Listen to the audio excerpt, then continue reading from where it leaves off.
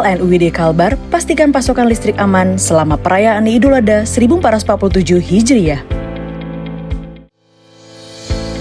PLN UID Lampung hadirkan terang dan harapan bagi warga Sukadamai dalam rangka memperingati Hari Raya Idul Adha.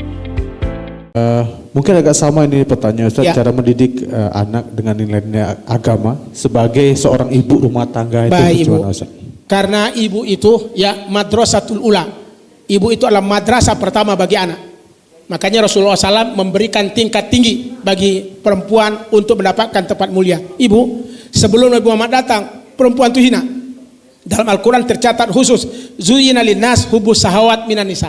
Manusia itu dihiasi dengan penuh syahwat. Dan yang pertama sekali menjadi pemenuh syahwat adalah minan nisa, perempuan. Ya, baru wal banin, anak-anak, wal qanatiril muqantarah, dan juga barang-barang yang dia miliki. Jadi perempuan itu menjadi penasihat syahwat bagi seorang dalam kehidupannya. Namun ketika dia mampu untuk memberikan pendidikan kebaik kepada anaknya, dia yang terbaik. Makanya an-nisa imadul bilad, fa in soluha soluhal bilad, fa in pasara pasaratil bilad. Perempuan itu tiang negara. Elok perempuan, eloklah negara. Tapi kalau rusak perempuan, rusaklah negara. Buktinya ibu yang dirahmati Allah, kita ambil contoh dari Nabi. Pertama, Nabi Ibrahim alaihissalam. Ini sebentar lagi kita mau Idul Adha ya. Nabi Ibrahim itu punya istri dua, namanya Sarah satu, namanya satu lagi adalah Hajar. Dari Hajar beliau punya anak namanya Ismail. Ibu, setelah beliau nikah dengan Hajar, beliau tinggalkan Siti Hajar di satu lembah yang sangat gersang, dak kati apa-apa. Ya, yang ada hanya kalajengking hidup.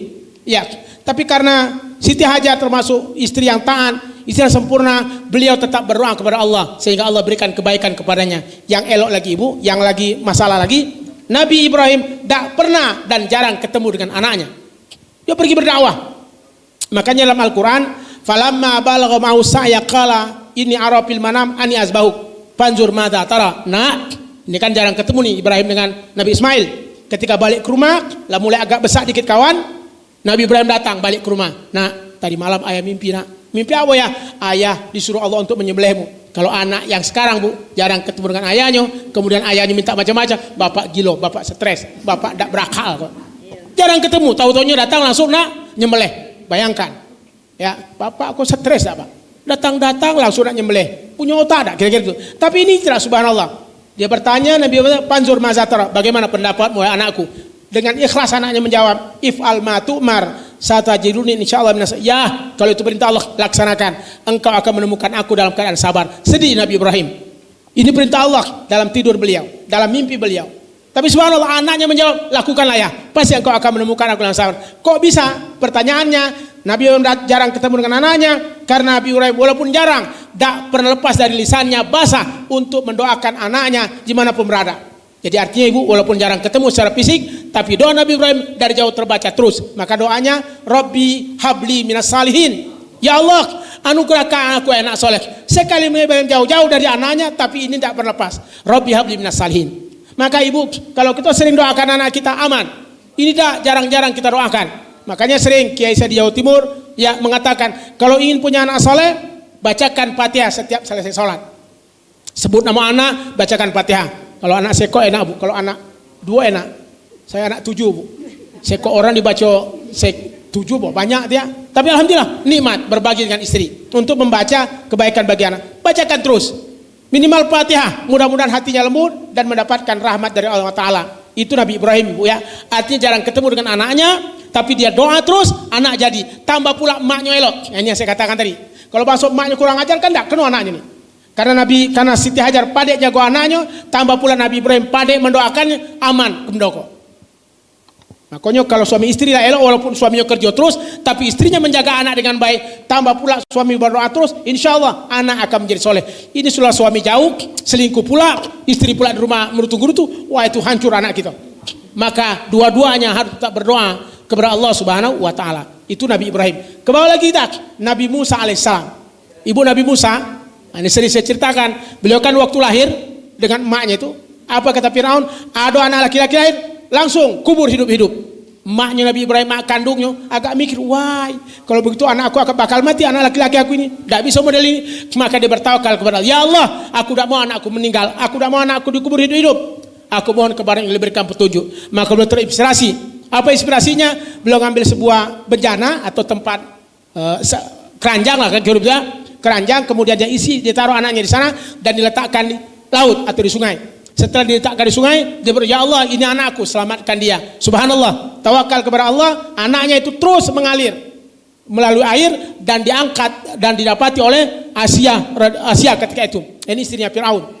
Artinya Allah selamatkan. Padahal kalau kita mikir, bakal mati anakku dimakan buaya. Tapi karena dia serahkan kepada Allah, aman. Anak tersebut dapat oleh Asia, istrinya Fir'aun. Ditangkap istrinya Fir'aun, dan ketika itu istri Fir'aun langsung ngomong kepada Fir'aun, Bang, aku punya anak, aku pengen jago dia bang. Kata Fir'aun, kalau untukmu siap aku berikan, wahai Asia. Akhirnya subhanallah, Asia diizinkan untuk memelihara atau untuk menjaga Musa. Padahal Nabi Musa waktu itu keputusannya anak laki-laki dikubur. Karena yang dapat itu Asia aman dalam istana ketika itu.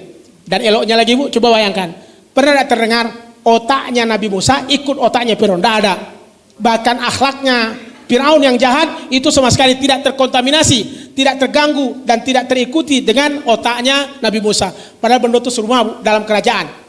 Cuman mungkin beda kamar be. Sekok Fir'aun tinggal di Diola, kalau ikut tinggal dengan emaknya, dengan Asia. Tapi karena emaknya menjaga elok, ini ibu, emaknya menjaga elok, emaknya menjaga sempurna sebagai seorang perempuan, subhanallah, sedikit pun akhlaknya Fir'aun tidak nempel ke Nabi Musa. Padahal benda itu satu rumah, satu kerajaan, ya.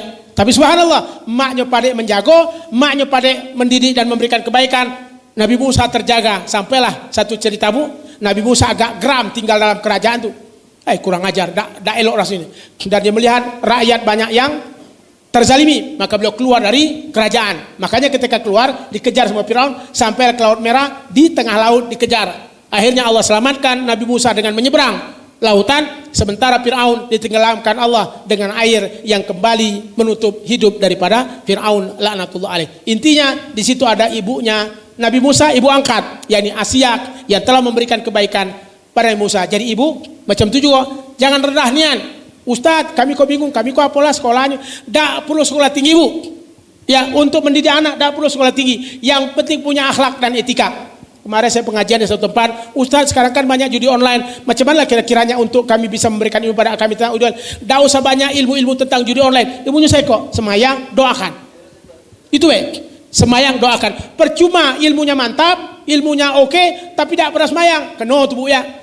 Karena yang paling dapat merubah anak kita bukan ilmu yang kita punya, tapi doa dan keikhlasan kita kepada Allah. Jadi ibu, mak ya di rumah, pokoknya jangan pernah lupa doa, jangan pernah lupa ingat anak kita. Kemanapun dia pergi, doakan mereka. Iko ada nitip anaknya di pesantren, tapi hatinya udah ikhlas, atau payah tuh.